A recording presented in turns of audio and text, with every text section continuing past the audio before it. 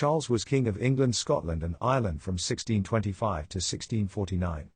He inherited the throne from his father King James after his death. He was a member of the House of Stewart. He believed that kings had a divine right to rule and as such found himself constantly disagreeing with Parliament. His personal control of taxes and his marriage to a Catholic caused much of the English and Scottish elite to mistrust him. The events of the Bishops' War helped lead to the English Civil War, where Charles was defeated. He was captured and imprisoned on the Isle of Wight. He was found guilty and executed by beheading in January 1969. The monarchy was abolished as England became a republic. Charles was born in Dunfermline Palace in Scotland on 19 November 1600. As the second son in the family, he was given the title Duke of Albany. When his father was made King of England in 1603, the entire family moved to England except for Charles, who was a very sickly child.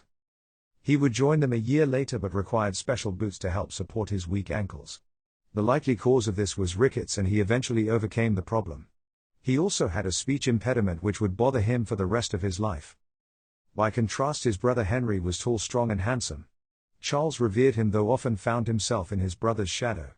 Henry died suddenly in 1612 of what was likely typhoid, and this sent shockwaves through the family.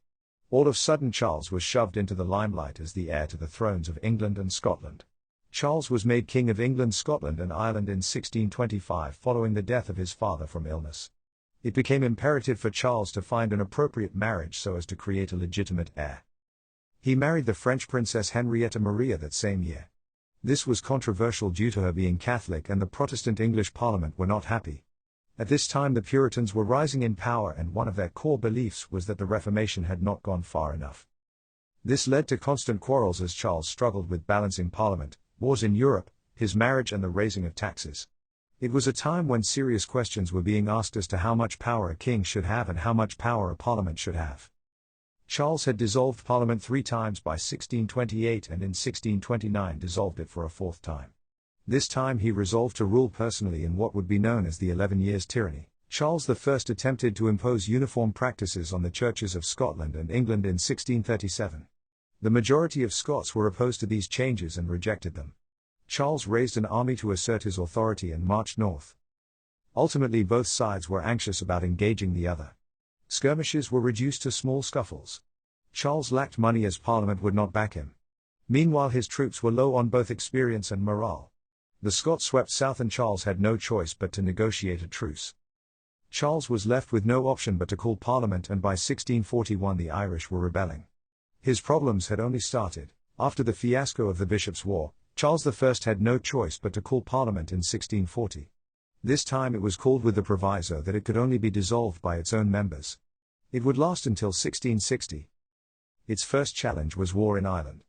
It began in 1641 due to the Catholic majority in Ireland wanting an end to anti-Catholic laws. Help was sent to quell the rebellion, but the problems would remain until Cromwell's invasion of Ireland in 1649.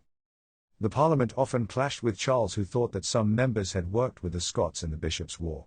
When Parliament refused to hand over the individuals, Charles tried to seize them by force. They escaped.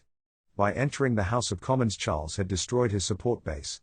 He fled London and the English Civil War had begun. In 1642 Charles I and Parliament were arming fast. Charles controlled the north and west of the country. Parliament controlled the south and the east. They clashed at Edgehill in October. Despite an inconclusive result, Charles found the result incredibly depressing.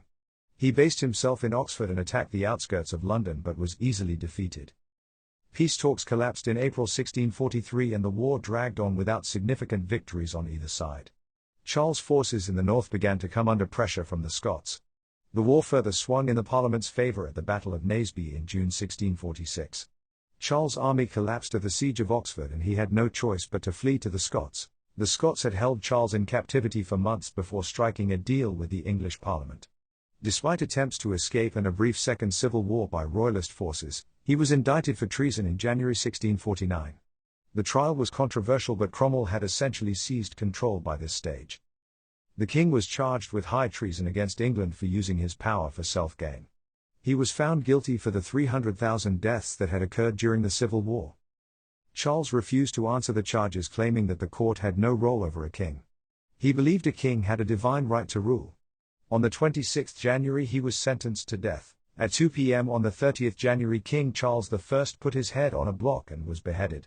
The crowd did not cheer as they often had for other executions. Instead, a low moan could be heard. The day before, Charles had been allowed to say goodbye to his children and had arranged to wear 2 shirts so any potential cold shiver could be avoided. He did not want anyone to think he was shivering in fear. The line of soldiers around the scaffold was so thick that the crowd could not hear his last words. His executioner was masked to hide his identity. The initial executioner approached had turned down the job, and the true identity was never revealed. His head would be sewed back onto his body for the funeral at Windsor Castle. Charles' execution saw England become a republic and the rise of Oliver Cromwell to power. The Third Civil War would see Cromwell consolidate power over England, Scotland and Ireland. He would gain the title Lord Protector until his death, whereupon his son's disastrous reign would result in the restoration of the monarchy. Charles was ultimately a contradictory figure. He viewed himself as saintly and having a divine right to rule, yet he was terrible at ruling. He at times appeared to do things that he knew would be unpopular. He believed he did not need to compromise, and in doing so eroded his own power. This allowed his enemies, the Puritans, to gain power. He will be remembered as the king who was executed by his own people.